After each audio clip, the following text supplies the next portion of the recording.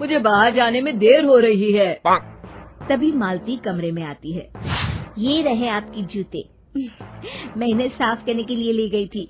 अरे वाह, तुम कितनी समझदार हो, मेरे बिना कुछ कहे ही सारे काम कर देती हो। तभी मालती झिझकते हुए रमेश से कहती है, सुनिए जी, आपसे एक बात कहूँ, बुरा तो नहीं मानेंगे ना? अरे नहीं नहीं, बेफिक्र होकर कहो।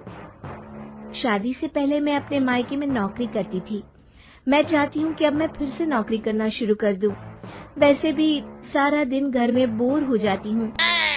देखो मालती, तुम्हारे नौकरी करने से मुझे कोई एतराज नहीं है, लेकिन तुम्हें एक बात बता दूं, हमारे खानदान में आज तक कभी किसी औरत ने नौकरी नहीं की। फिर भी एक बार तुम माँ से पूछ कर देखो, अगर वो तुम्हें नौकरी करने की इजाजत दे देती है तो अच्छी बात है। रमेश वहाँ से चला जाता है। फिर उसी शाम मालती अपनी सास के पैर दबा रही होती है। तभी उसकी सास मालती से कहती है, अरे क्या बात है बहू, आज तो ठीक तरह से मेरे पैर नहीं दबा रही। किसी ख्याल में खोई पड़ी है क्या? मैं भी तो जानूं आखिर बात क्या है। दरअसल वो माँ जी। अरे हाँ हाँ बोलो, इतना सोच क्यों रही हो? माँ जी, अगर आप बुरा न माने तो मैं नौकरी करना चाहती हूँ। घर के काम करने के बाद मेरे पास काफी वक्त बच जाता है। मालती की ये बात सुनकर उसकी सास गुस्से में कहती है, अरे बहू, तेरी तबीयत तो ठीक है ना? आज ये कैसी बहकी बातें कर रही है? भला हमारे खानदान में आज तक कभी किसी औरत ने नौकरी की है जो तू नौकरी करने की बात कर रही है, हैं?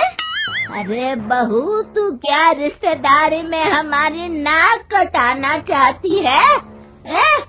जितना जल्दी हो सके अपने दिमाग से नौकरी का भूत उतार दे, और अब जा, जल्दी से रसोई में जा, खाना बनाने का वक्त हो रहा है। मालती मन मार कर खाना पकाने के लिए रसोई घर में चली जाती है। अगले दिन, नमस्ते माँ जी, कैसी हैं आप? अरे आओ आओ दिवाकर बेटा, बैठो, मैं तुम्हारे लिए चाय मंगाती हूँ। बहू, जरा एक कप चाय तो लेती आना। फिर दिवाकर एक फाइल खोलकर मालती की सास के सामने रख देता है। ये देखिए माँ जी, ये है पिछले महीने का हिसाब और ये रहे मुनाफे के रुपए। एक बार हिसाब देख लीजिए और इन कागजों पर अपने दस्तखत कर दीजिए। अरे दिवाकर बेटा, मैंने भला आज तक कभी तेरा हिसाब देखा है जो अब देखूंगी? ला बता, कहाँ दस्तखत करूं? तभी मालती चाय लेकर वहाँ आ जाती है और अपनी सास को बिना कागजातों को पढ़े इस तरह लापरवाही से दस्तखत करते हुए देखकर हैरान रह जाती है। अच्छा माँ जी, अब मैं चलता हूँ, फैक्ट्री में बहुत काम है। फिर दिवाकर वहाँ से चला जाता है। कुछ दिनों बाद मालती बाजार में कुछ सामान खरीद रही होती है। तभी एक बूढ़ा आदमी उसे आवाज देता है, अरे मालती बेटी, कैसी हो? मुझे पहचाना? मैं तुम्हारी कंपनी में मुनीम का काम करता हूँ। हाँ चाचा जी, मैं आपको बिल्कुल पहचानती हूँ। कहिए, कैसे हैं आप? मैं तो ठीक हूँ, कंपनी में कुछ भी ठीक नहीं चल रहा, यहाँ तक कि हमें ठीक वक्त पर तनख्वाह भी नहीं मिलती। ये आप क्या कह रहे हैं? अब क्या बताऊं, आप लोग तो कभी हिसाब किताब देखने दफ्तर आते नहीं। मेरी मानो तो एक बार आप लोग दफ्तर आकर सारा हिसाब किताब देख लो, आपको असलियत पता चल जाएगी। अच्छा बेटी, अब मैं चलता हूँ, देर हो रही है। फिर वो बूढ़ा वहाँ से चला जाता है। वहीं दूसरी तरफ मालती घर पहुंचकर अपनी सास को सारी बात बताती है। तभी वहाँ रमेश भी आ जाता है, लेकिन मालती की सास मालती की किसी भी बात पर विश्वास नहीं करती। तभी रमेश कहता है, अरे माँ, बिना आग के कभी धुआं नहीं उठता। जब मालती इतना कह रही है तो हमें एक बार दफ्तर चलकर देख लेना चाहिए। वैसे भी हम लोग काफी दिन से अपने दफ्तर नहीं गए हैं। इस तरह किसी एक आदमी के भरोसे काम छोड़ना मुझे भी ठीक नहीं लगता। अगले दिन वे सभी अपने दफ्तर पहुंचते हैं और सीधे दिवाकर के कैबिन में जाते हैं। अचानक सबको एक साथ देखकर दिवाकर चौंक जाता है। अरे माँ जी, आप सब लोग अचानक यहाँ कैसे आ गए? अगर कुछ काम था तो मुझे एक फोन कर दिया होता, मैं आपके घर आ जाता। तभी मालती की सास कहती है, अरे दिवाकर बेटा, आज मैं हिसाब देखने दफ्तर आई हूँ, जरा मुझे पिछले 6 महीनों का हिसाब दिखाना तो बेटा। दिवाकर घबराते हुए हिसाब की फाइल मालती की सास को देता है। मालती की सास फाइल लेकर मालती को देती है और कहती है, ले बहू, देख ले हिसाब। मालती फाइल को बड़े गौर से देखती है और अगले ही पल उसे सारी गड़बड़ी समझ में आ जाती है। वो अपनी सास से कहती है, माँ जी, मुनीम चाचा बिल्कुल सही कह रहे थे। हमारी कंपनी में पिछले 6 महीनों में जितना मुनाफा हुआ है, हमें उसका आधा पैसा भी नहीं मिला। यूँ समझ लीजिए कि 1 रुपये में सिर्फ चवन्नी ही हमारे हाथों में आई है। मालती की बातें सुनकर मालती की सास गुस्से से दिवाकर को पूछती है, क्यों दिवाकर, मेरी बहू जो कह रही है वो सच है? दिवाकर समझ जाता है आज उसका भांडा फूट चुका है। वो गिड़गिड़ाते हुए कहता है, मुझे माफ कर दीजिए माँ जी, मैं पैसों के लालच में अंधा हो गया था। अरे वाह दिवाकर, तू तो एक नंबर का चोर निकला। इतने दिनों से मैं तुझ पर आंख बंद करके भरोसा करती रही और तू मुझे ही चुना लगाता रहा। अभी के अभी निकल यहाँ से और दोबारा अपनी शक्ल मत दिखाना। दिवाकर वहाँ से भाग जाता है। मालती की सास मालती को शाबाशी देते हुए कहती है, बहू, आज मैं समझ गई कि पढ़ाई लिखाई हमारी जिंदगी में कितनी जरूरी है। मैं बहुत किस्मत वाली हूँ जो मुझे तुझ जैसी बहू मिली है। शिक्षा, पढ़ाई लिखाई का इस्तेमाल सही जगह करके हम रीना एक मध्यम परिवार की लड़की थी, लेकिन उसकी भाभी शिवानी एक बड़े घर की बेटी। शिवानी की शादी अभिषेक से लव मैरिज थी। अरे भाभी, ये कितना अच्छा सूट पहना है आपने, काश ऐसा मैं भी पहन पाती। अरे क्यों नहीं रीना, वैसे भी तुम्हारा और मेरा नाप तो एक ही है, जब मन करे पहन लेना।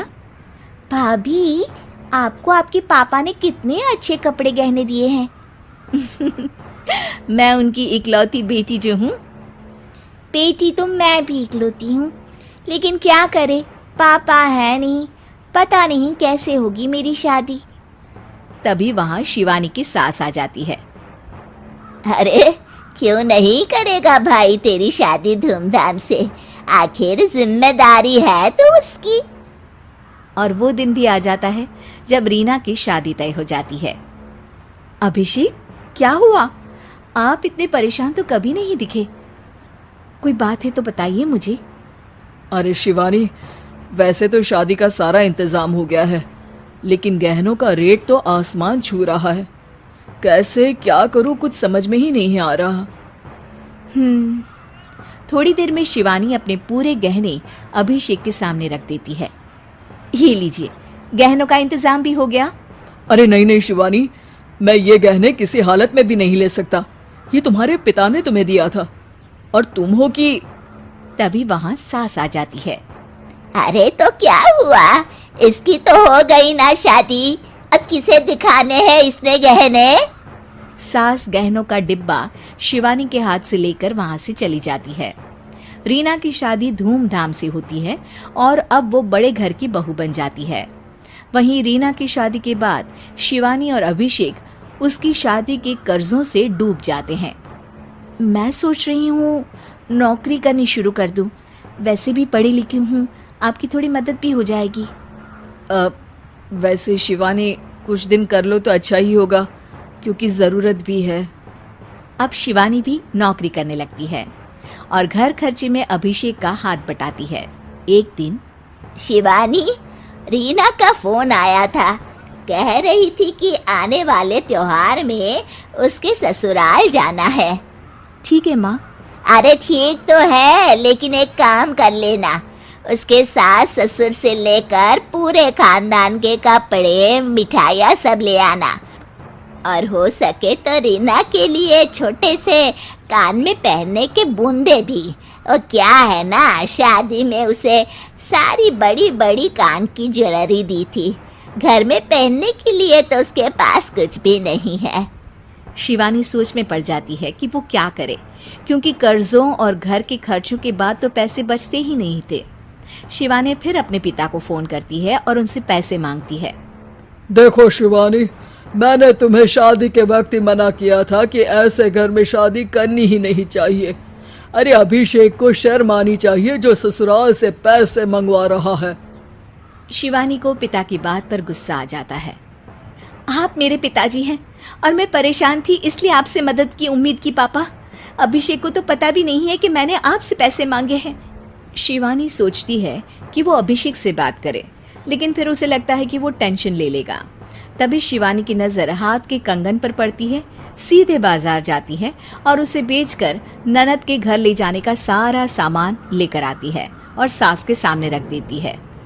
हाँ ठीक है, लेकिन फल थोड़े और अच्छी क्वालिटी के होने चाहिए थे। शिवानी कुछ नहीं कहती, वहां से चली जाती है। एक दिन शिवानी, रीना का फोन आया था, बहुत रो रही थी। क्यों माँ, क्या हुआ? सब ठीक तो है ना उसके ससुराल में? अरे तूने तो उसकी नाक ही कटवा दी। अब मैंने क्या कर दिया माँ? कह रही थी कि बड़े घर की बहू है भाभी, जो कपड़े दिए वो ब्रांडेड भी नहीं थे। तू तो जानती है ना उन लोगों का पहनावा कितना अच्छा है। तू तो मेरी बेटी का भला कभी सोचती नहीं। हाय भगवान, अरे बड़े घर की बहू है इसी बात की जलन है ना तुझे, लेकिन याद रख मेरी बेटी का सोचने के लिए भगवान है। तुम लोग कभी उसका बुरा नहीं कर पाओगे। अब शिवानी के मन में सवाल था कि क्या ईश्वर सिर्फ रीना के साथ है, उसके साथ नहीं? लेकिन उसे सुकून था कि वो अभिषेक के साथ उसकी जिम्मेदारियों को निभाने में बराबरी की हकदार है। शिवानी वहां से चली जाती है। वो सास से कुछ नहीं कहती, क्योंकि अमीर घर की बहू बनकर रीना को भले ही सुकून ना हो, लेकिन गरीब घर की बहू बनकर शिवानी खुश है, क्योंकि खुशी पैसों से नहीं परिस्थितियों पर निर्भर करती है।